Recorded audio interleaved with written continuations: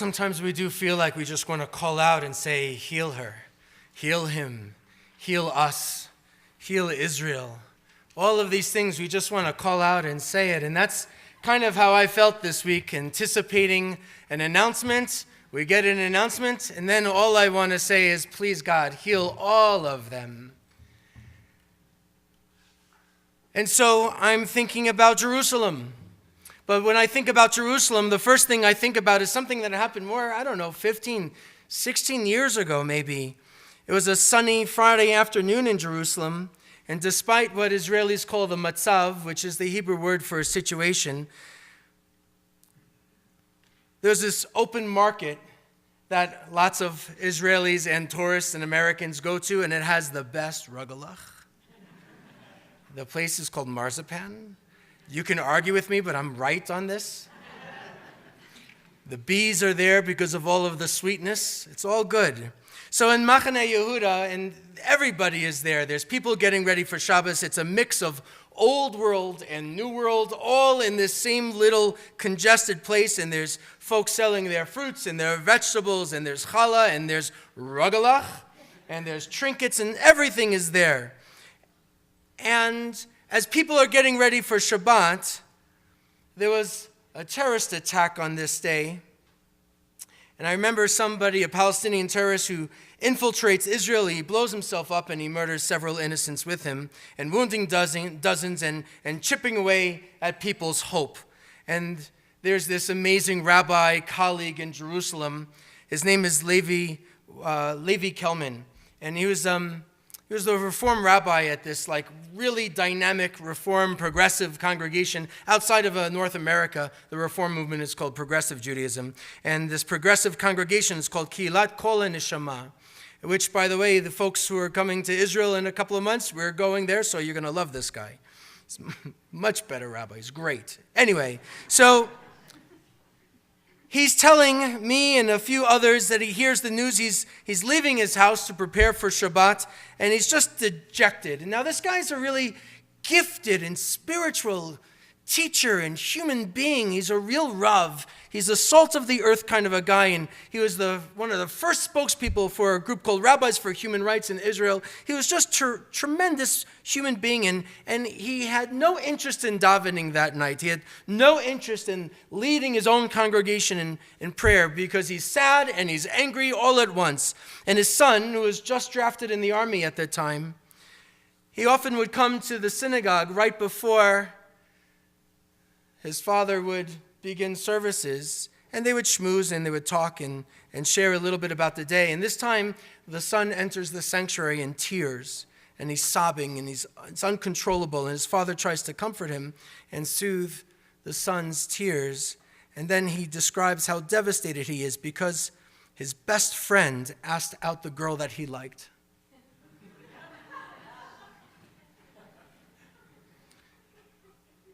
Jerusalem is a place for lots of us. We think about these big mega issues and conflict and challenge. And in reality, it's a place where there's unrequited love and traffic and rugelach and people trying to make a living. And this rabbi father is kind of captured in this moment, trying to figure out, how do you live in a place like Yerushalayim, like Jerusalem, incapable of praying and davening, and then seeing this love from his teenage kid? And that's real. And the challenge I have with you folks is because there are some folks who think that Jerusalem is just an issue, but I need to tell you that it's real, and that there's real lives there. There's real people who have the opportunity to do great things like fall in love. And there's other times when we see such conflict that life could be lost because symbols matter most in this complicated land, more so than any other place. Symbols have tremendous power, I believe. I'm in awe of our symbols. I celebrate our symbols, but sometimes the symbols can get in the way of the real people living their lives. So I want to tell you, on one hand, Jerusalem is a city of apartments and schools and roads and traffic and daycare and synagogues and churches and mosques and more. And it's not a mystical place, and it is. All at the same time, which makes this that much more harder. So I'm concerned about this week. I'm concerned about what President Trump has declared. I'm concerned, even frustrated, acknowledging on one level something that I have always known, that Jerusalem is the capital of Israel, that Jerusalem is the eternal capital of the Jewish people. I have that. That's mine. I know that since I'm 5 years old, and there's pictures of Jerusalem in my house, because that was our focal point. Because Jerusalem wasn't just a refuge or a safe place, it was hope. It was hope. And I'm not willing to give up my hope. So yes, Israelis, many, not all, Jewish Israelis, are appreciative of the fact that finally there's going to be a country that wants to move its embassy. There were a few, El Salvador and Costa Rica, but they also moved out back to Tel Aviv with everybody else like 10 years ago, after Shimon Peres tried to keep them in Jerusalem. Symbols have power. There's meaning to it. So on one hand, this doesn't change anything for me. Of course Jerusalem is the capital of Israel. But why do this? Why create an opportunity where there could be another kind of opportunity for violence? And that's where my heart breaks. I think God's presence is in Jerusalem, but our rabbis say that there's a heavenly Jerusalem and an earthly Jerusalem. And not even God can enter the heavenly Jerusalem until there's peace in the earthly. There has to be peace in this one before even God can enter a part of the creation that's up in the heavens above. You would think that God would have the first row. And I find such love in that, because this conflict isn't about God. And I don't think this conflict is about Judaism, and it's not about Islam. It's not even really about Jews and Arabs. It's power, it's politics, it's nationalism, it's hurt, it's pain, it's a lack of hope. The first Jerusalem was destroyed by an enemy, and it was devastated, and everybody was exiled. And we said, and we cried, and we promised to keep Jerusalem close to us. If I forget thee, O Jerusalem, may my right hand lose its cunning, that your tongue would cleave to your mouth. And even here we say at the end of our Seder, L'shana haba'ah b'Yerushalayim, next year in Jerusalem. What do people in Jerusalem do? They say the same thing, next year in Jerusalem, because they want a Jerusalem of peace, that heavenly Jerusalem. They say the same thing. I have this map that hangs in my office, and I love this ancient map. It's not the original. That would be really cool, though. And in this map, there are these 3 leaves that are around a little circle. And the leaves represent continents. And in the middle of the circle is Jerusalem. Because the world, according to our rabbis of old, was born out of Jerusalem, because Yerushalayim is the city of peace. The city of peace. That's still what we strive for. It's not just that Jews pray towards Jerusalem, or if you believe in a Messiah or a Messianic era in that perfect time, that everybody will be resurrected. That is our idea. We have that in Jewish tradition, yes. And everybody will be resurrected and find their way to Jerusalem, and housing will be affordable, and it will be great. We have that because it's hope. It's not just about a Messiah coming and fixing things. It's about what we can do and strive toward in order to find a way to get to hope. In 1947, the United Nations recommended a partition plan, and that there would be a special government, and there would be an international city of Jerusalem. And the plan was supposed to say, it was proposed, that it would be in place for 10 years, and then the city's residents would decide what would do after that. It was never implemented. The plan was never implemented. Instead, the British mandate over Palestine expired May 14th, 1948, Israel declared independence, and 4 hours later, Egypt bombed Tel Aviv. The war resulted in this new, independent, amazing country, but it was a divided Jerusalem. In 1949, Israel's first prime minister, David Ben-Gurion, declared the city its capital, and ever since, all branches of its government, since 1949, have ruled from there. Jordan, Transjordan at the time, Jordan took control of East Jerusalem and formally annexed the area 2 years later, which, by the way, the Community of Nations did not recognize. And the old city, the walled city, with the holy sites of 3 major religions, was now behind barbed wire and concrete barriers, and Jews were denied access, and Christians had very limited access.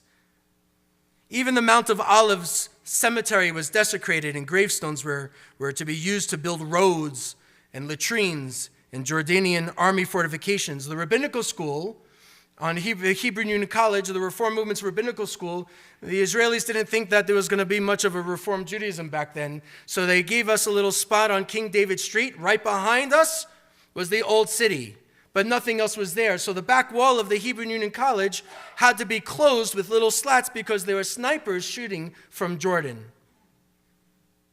Now, it's really great real estate, by the way, and you should go and check it out. But, right, there was this terrible, tough time. And 50 years ago in June, in 1967, there's this chaotic thing that happens. There's high energy and electricity because we seem to think that Jerusalem could be unified again as a result of that 6-day war.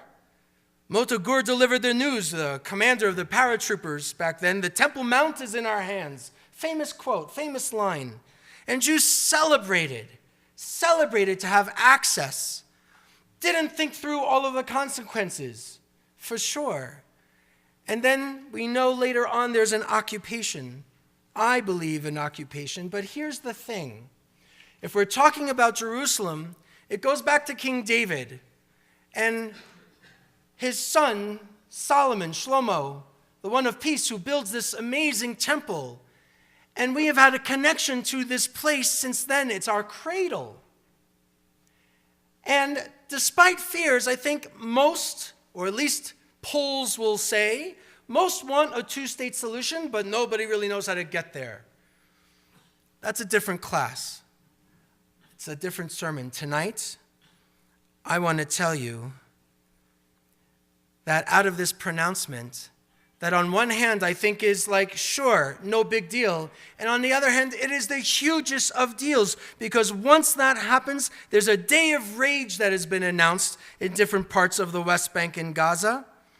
As when I looked this afternoon, I saw that there were 2 Palestinian protesters who were killed and 98 were wounded in clashes with Israeli security forces in the West Bank and Gaza.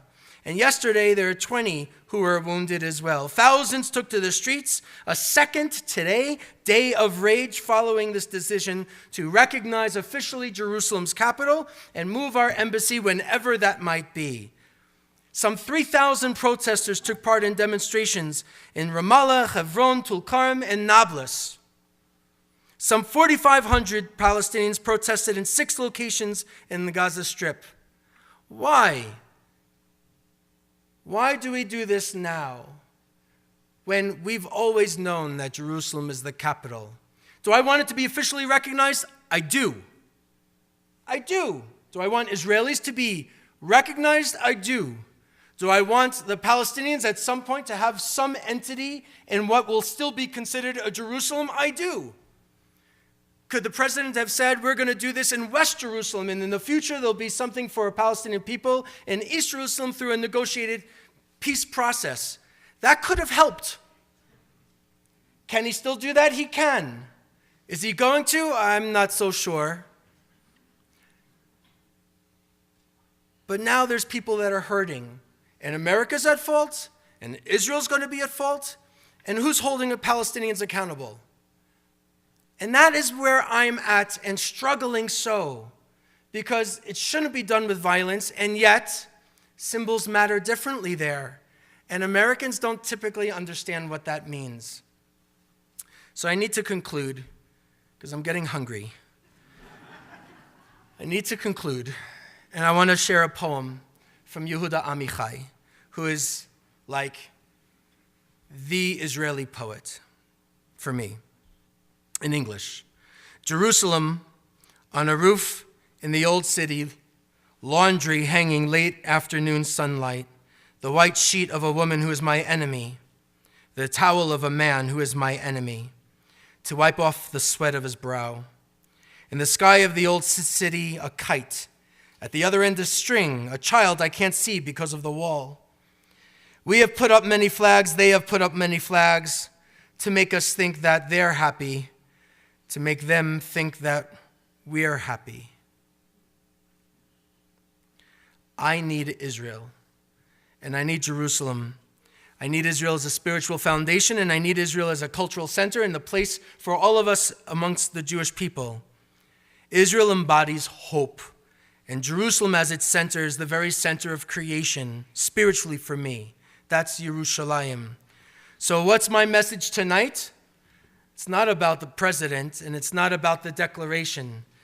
My message for you ultimately is don't lose hope, and don't turn away. Read, because it's complicated. Learn, experience, and then pray for peace of Jerusalem. I'm going to ask you to please rise.